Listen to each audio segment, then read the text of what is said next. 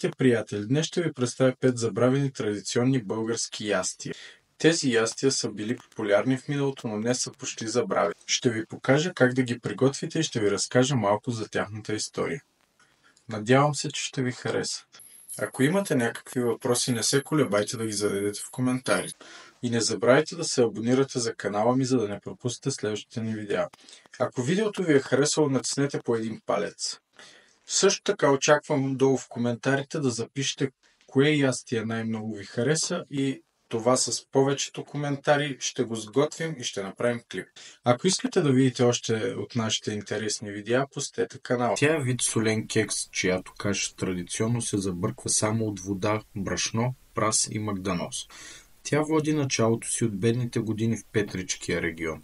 Тогава се е готвило с малко съставки, лесни за набавяне. Това не пречи вкусът на тази гозба да бъде страхотен.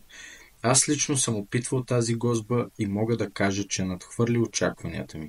Ако някой от вас също е пробвал, споделете дали ви е харесал.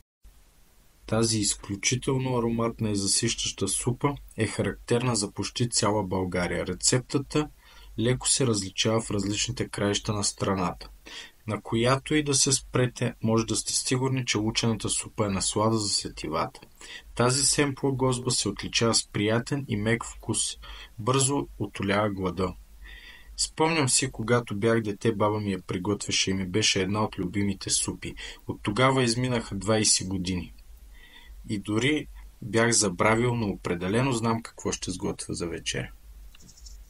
Няма да ви отекчавам с дълга лекция за полезните свойства на копривата. В традиционната българска кухня съществуват много различни начини за приготвянето й.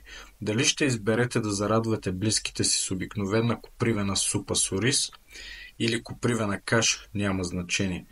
Тази българска гозба ще се хареса на всички. Традиционната копривена супа се приготвя лесно и бързо. Аз бих добавил месо. Въпреки че веганите ще кажат месоядец.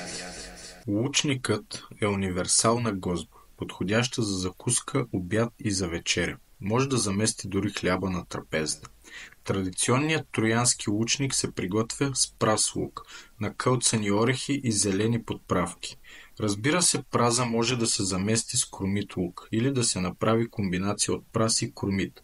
Вкусът е уникален и леко сладникав. Лично за мен това е един от фаворитите ми в тази класация и определено искам да го опитам. А вие?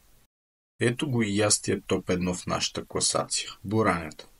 Тя е вид разядка, отдавна изместена от лютеницата, айвара и кьопалото, която се приготвя основно в Северна България. Основната съставка е лапатът, който се нарязвал и се стривал в малко вода. После го биели в дървено хаванче, докато стане на каша, която добавяли домашно кисело мляко и начукан чесън. Най-отгоре буранята се заливала с запръшка, с горещена мазнина и лют червен пипер. Консумирали я с много хляб. И тук идва въпросът, защо лютеницата успява да го измести? Интересно ми е да прочета вашето мнение в коментарите.